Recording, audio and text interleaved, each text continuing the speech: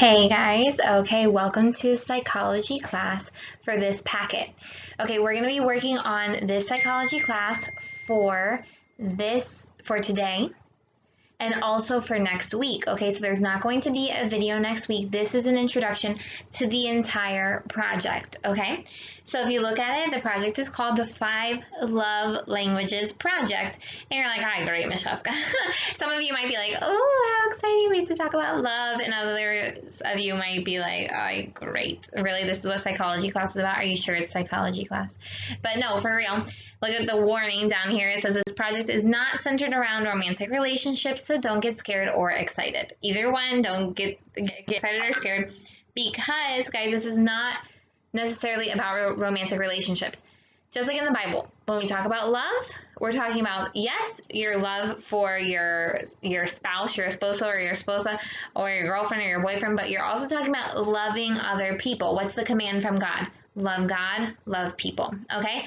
There's a really cool theory that has been helpful to millions of people, honestly, that a man developed through many years of counseling for matrimonio, for marriages, okay, relationships, giving consejos to parejas, okay, where he started to find patterns and habits of how people express love, how they give it, and how they receive it, okay? And so this is seriously a psychological theory, a theory of psychology that we are going to be studying and seeing how it applies to real life. I am super excited for this, okay?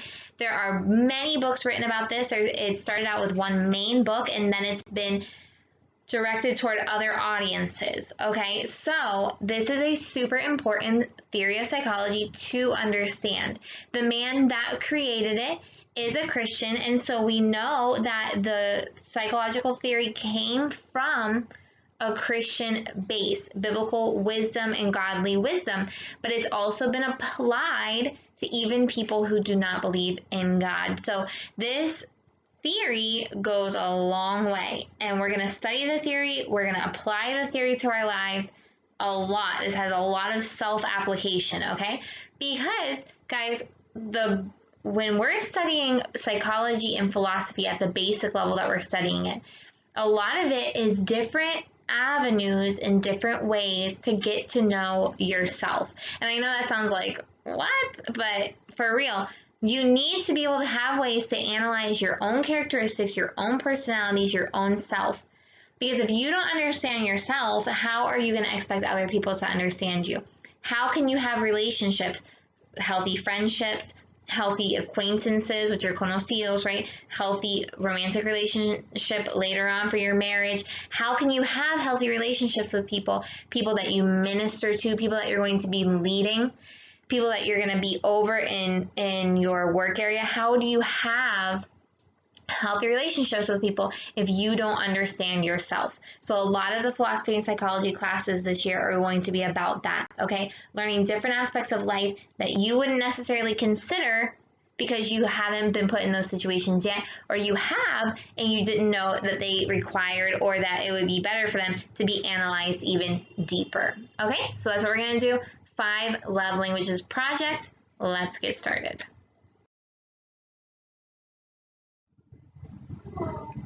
Okay, you may look at this presentation and say, oh no, this is going to be long. But here's the thing, I'm not going to talk for a long time because there's actually a short video of 4 minutes that you're going to watch that explains each of the 5 love languages, okay? I'm just here to introduce to you the project and to go through each page of the project to show you what you're going to have in your packet to use as resources, okay? So have fun with this. This will be really, really cool.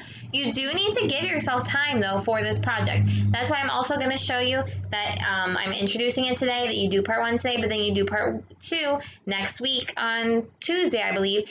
So you have time to work on it a little bit more if you need to, if you want to, because really you could spend a long time on this or you could spend a little time on this depending on how much time you want to invest in it, okay? The 5 love languages are, I'm just going to go through them really quickly because the girl does a great job on the video.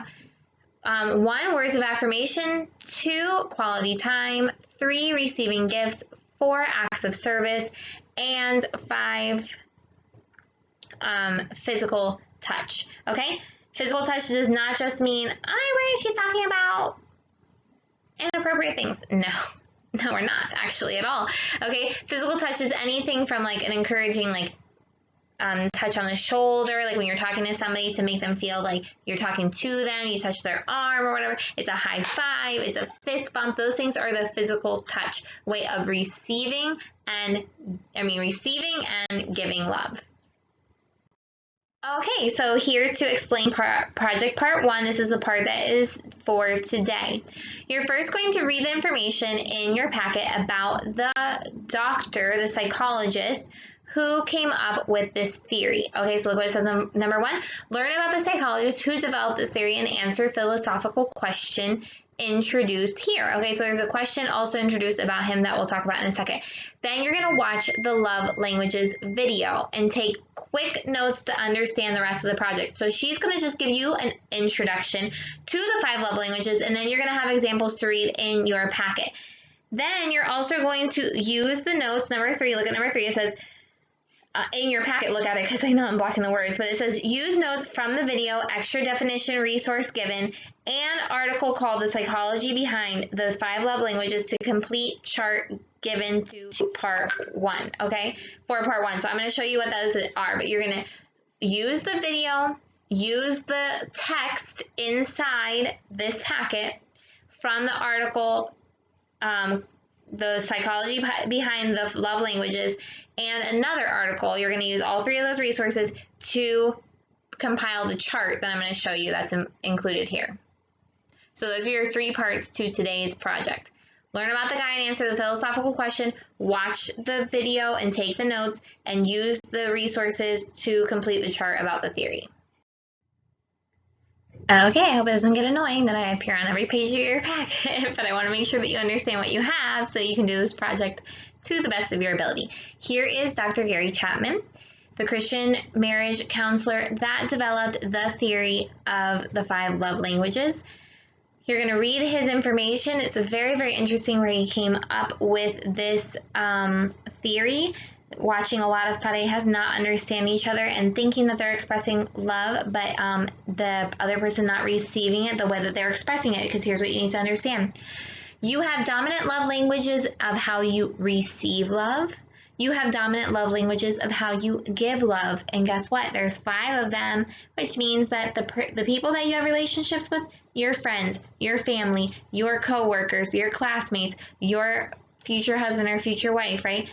They're probably going to have different love languages, which means that you have to also learn their love languages in order to express love the best way for those people, even though it may not be the way that you naturally express love. And they need to do the same thing for you. That's what love is, putting the other person first. Okay, so you'll go ahead and read his information.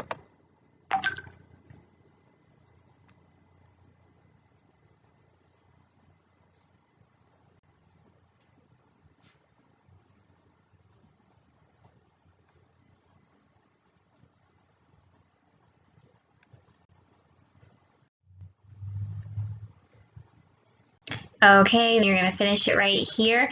I want to explain to you that where I got this information was from his internet website, okay, about the book. So here's the question that comes out of it.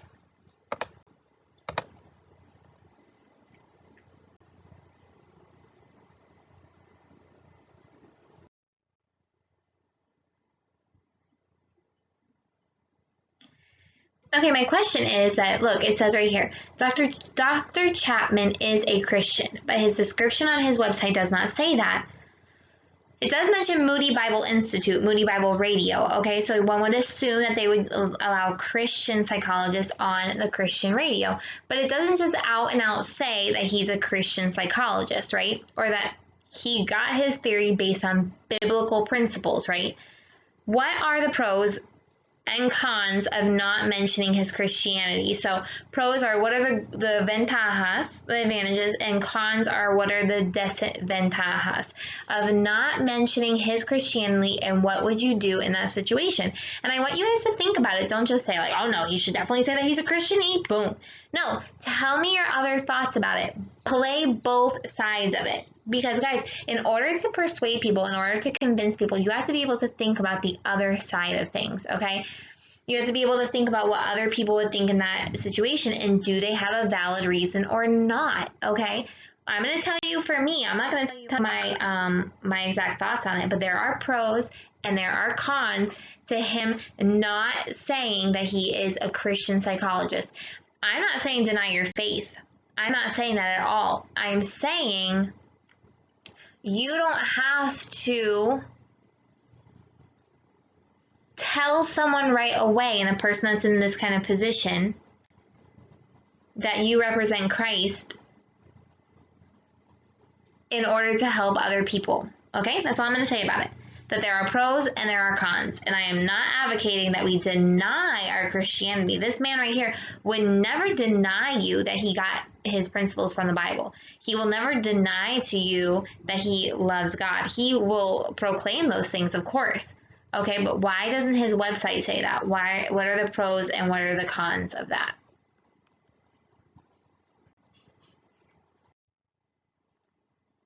Okay, you're going to watch the video and take notes so that you can use that basis. You have to know what the love languages are, you guys. So this is where you're going to learn it. Okay, so make sure you watch the video before you do the rest of the project.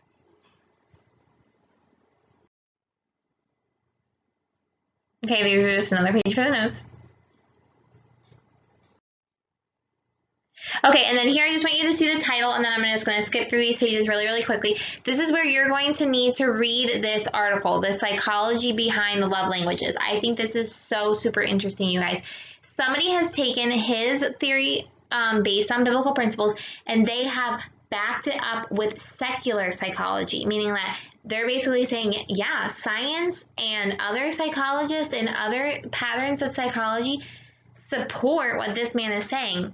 Guys, that is cool, because that means that another evidence that if you do things the biblical way in life, that even people that are not Christians cannot deny it, right? They cannot deny it, okay? That God's way is the best way. So when other psychologists can support psychology based on biblical principles, they have evidence that these things really do occur, bring it on, because that is an evidence, just like we see in science of creation, everything like that, that it speaks that God's creation and God's way cannot be denied. So you got to take time to read these things. I'm going to show you what chart you're going to fill out.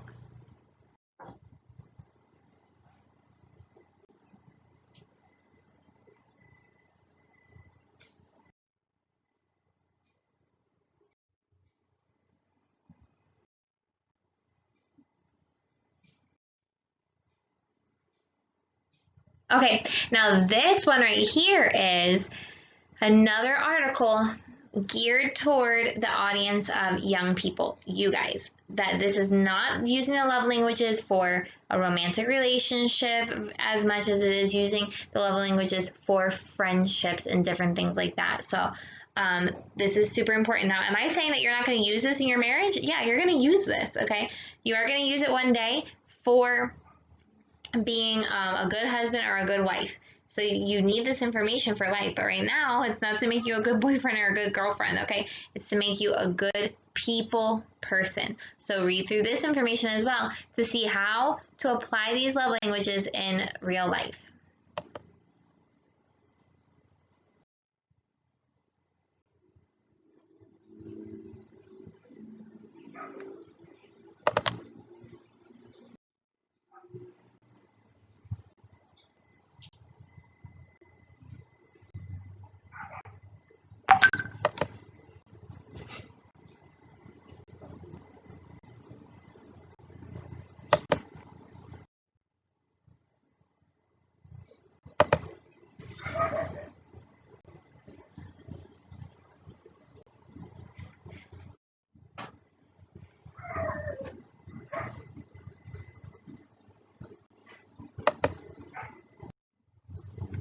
Okay, so here's a chart that you're going to fill out for today, okay? So for the project part 1, you had to read the information and fill out the philosophical question. watch the video and take notes, and then read the information to fill out this chart. So look at, you have your 5 love languages down the side. You need to write the definition and an example. You're going to get that from the video and from the reading geared toward the young people. And then the psychological explanation and support that that love language actually really exists from the article about the psychology behind the love languages. Okay, and then you're done for today. And now I'm going to introduce to you part 2 so you know what to do next week. Okay, for part 2, you're going to do number 1 is, and like I said, you might want to split this up into, start on Friday, do one on Saturday or something like that, so you don't have to do it all on Tuesday because it is going to be a lot, but it's going to be exciting and fun. Okay, first you take the quiz. Give yourself points to decide your 2 or 3 strongest love languages to receive love. So there's a quiz in here, you guys. You're about to see the questions. You're going to give yourself points. I'm going to show you how to do it. But this quiz, listen, focus. This quiz is to figure out your love languages to receive love. You have to then analyze yourself and also figure out how you give love, because the love languages that you receive and the love languages on how you give can be different. Okay, like for instance, I'll just show you on the tally sheet because sometimes I can't remember which mine are, so I'll tell you what mine are on how to receive love, okay, after I took the quiz. Okay, look what it says on number 2. You have to do the love language chart. So this one, it says, after taking the quiz, fill out the chart analyzing your strongest languages to receive love and give love. They're not always the same, and there's no quiz for giving love, like I just told you, okay? Number 3, then you're going to do a chart on other relationships that you have in your life. It says, now it is time to analyze the love languages of other relationships in your life and decide how you can express love better to them. Ooh, that's where we apply the psychology, and that's the cool part. And you're going to notice that this week you're going to read 1 Corinthians 13 about love. Then on Friday, you're going to have a leadership journal entry about 1 Corinthians 13 on leadership. Then on Thursday, I think it is, or Wednesday, you read a literature story about love. Why? Because I'm obsessed with love? No, because what is the commandment from God? Love God, love people. So we need to learn how to love properly. Okay, look what it says in number 4. What are your conclusions and summary from knowing this theory? And we'll talk about that more in a second, but this is where you bring this project up to the university level, because when you do informings for the university, you're always going to have to give your own conclusions, and you need to be prepared to do that. Okay, so here is your tally sheet. This is where you give yourself points, okay? And then at the end, you're going to give yourself a total. So all the points you're going to get for letter A, anytime that you circle letter A as your answer, you're going to put a point down, okay?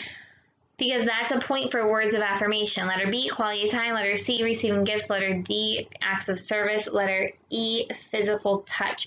My 2 biggest ones were quality time and physical touch. Those are my ways of receiving love. Okay, so I feel more loved by people when they spend quality time with me, or when they have physical touch. That means giving hugs, tapping on the shoulder when they're talking to you, looking at you face to face, just being there even physically, not just in person, okay, because it makes me feel like they're more sincere that way. Okay, so those are my 2 for receiving love. The third one that was super close for me was words of affirmation. It had like 1 point away from being the winner. Okay, so that's what you're going to do. Here's the quiz.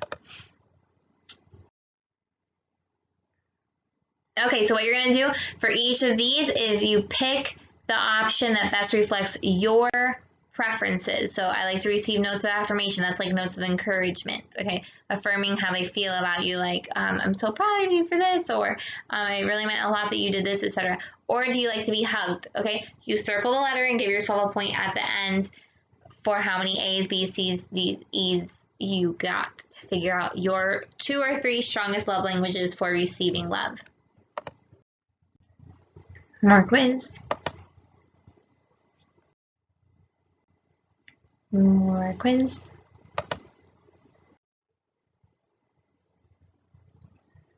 More quiz. Okay, here we go for the chart that I'm going to explain to you. After you do the quiz and after you tally your results, you have give your 3 strongest languages for receiving love and 1 example from each from your life. Give 3 of the strongest languages for giving love and give 1 example of each from your life. Okay, so the 3 from receiving love you'll get from the points on the quiz. The 3 from giving love you need to analyze yourself. How do you like to give love? Because a lot of times, like, I feel like for me, my 3 are basically similar, but for other people, well, that's not true. Because like I kind of like to give gifts.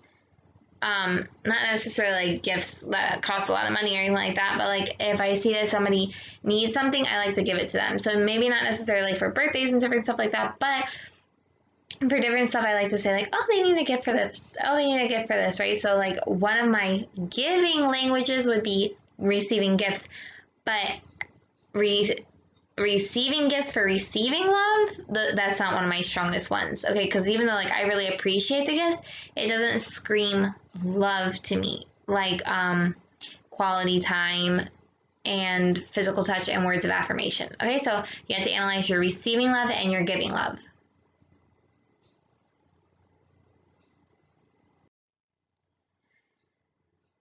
Okay, then after doing that, your own self-analysis, now you're going to analyze the love languages that you perceive from other relationships in your life so that you can be a better person to those people knowing how they receive and give love. So for example, you need to pick the mom and dad like representation in your home. So like if you live with your tia or you live with your abuela or you live with somebody else, okay, then you pick either the mom or dad figure in your house, and then you pick that person's dominant language for receiving love, dominant language for giving love, and how does this knowledge help you improve your relationship with that person? Like, for example, let's say that you yourself give love by words of affirmation, encouraging people, or, you know, saying, hey, you can do it, or writing them text messages when you see that they're down, or just being for that person verbally when they need it. Okay, that's how you give love. But you see that your mom or dad, they receive love with gifts, or they receive love with quality time. Okay, so how are you going to improve your relationship with that person then? You're going to spend time with that person instead of just talking to that person. You're going to do things with them when they say that they want to do things, or you invent things to do with them so that they feel like you are trying to connect and build a relationship with them. Because guys, mom and dad are not just there to be in your house and molestar you. Mom and dad are there to desarrollar una relationship with them so that you guys can learn from each other. Okay? What if you figure out that your mom or dad gives love in a language that you don't receive very well? Okay? Like words of affirmation, they make you feel uncomfortable, or gifts, they make you feel uncomfortable, or quality time, you don't really want any because you want your own quality time, right? By yourself. Well, guess what, you guys? In order to have love is putting the other person first. If you know that they want to spend time with you and that's their way of showing love, receive it with open arms so that they can also feel like you're receiving their type of love as well. Okay, so you're going to do that with the mom and dad, a best friend, a classmate. There's 3 other ones on the other side. Another authority in your life, a brother, sister, or cousin. Okay, and 1 other relationship. So you pick 1 other relationship in your life, maybe another brother, maybe an important cousin to you, okay, or something like that, to analyze their love languages.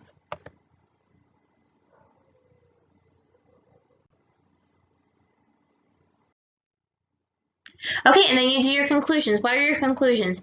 Do you agree? Do you disagree? Why do you agree? Why do you disagree? Do you see some parts where there's raison, or what we say validity? Do you see some parts where you say, that's not really true? Also, what do you get from it? Why is it important to study it? Okay, there's so many things to conclude with it. Did you like it? You didn't like it? You don't see the importance of it in life. You do see the importance of it in life. You think that really this is only applied to marriages. You don't agree that it's applied to other relationships. What is your conclusion about it? You need to fill this analysis, okay? And if you want to go more, because in university, you guys, and in life, obviously, you need to be able to draw important conclusions to the projects that you do, okay?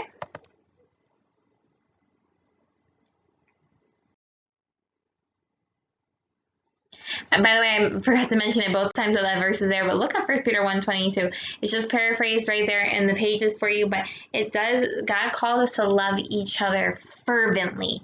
Okay, love each other intensely. So love God, love people. And the best way to do that is to have more knowledge about the love languages so that you can really know that you're putting other people first when you're trying to love them. Then it's not just the way that you want to love people, that it's the way that they receive it as well. Okay? I really hope you enjoy this project. I'm super excited about it.